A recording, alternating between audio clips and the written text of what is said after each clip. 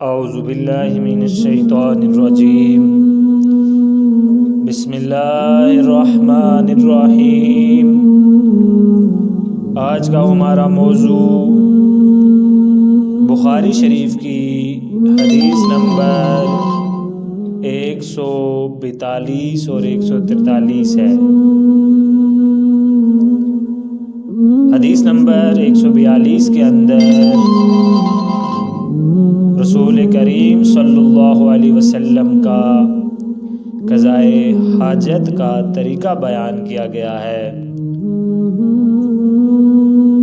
اس میں یہ بیان ہے کہ رسول کریم صلی اللہ علیہ وسلم جب قضائے حاجت کے لیے بیت الخلاء میں داخل ہوتے تو یہ دعا پڑھتے: اے اللہ، میں ناپاک جنوں اور ناپاک جنیوں سے تیری پناہ مانگتا ہوں۔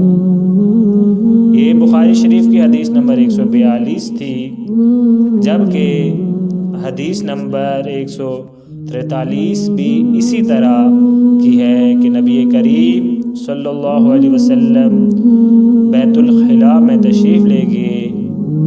میں نے بیت الخلاء کے قریب آپ کے لیے وضو کا پانی رکھ دیا۔ باہر نکل کر آپ نے پوچھا، یہ کس نے رکھا؟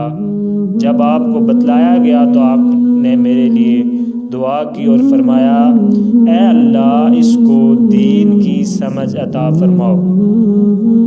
یہ تھی حدیث نمبر بخاری شریف کی 143، یعنی 142 اور 143 نمبر احادیث آج ہم نے سیکھی۔ انشاءاللہ آگے چل کے ہم اس کے دوسرے حصے میں اس کی تشریح کریں گے۔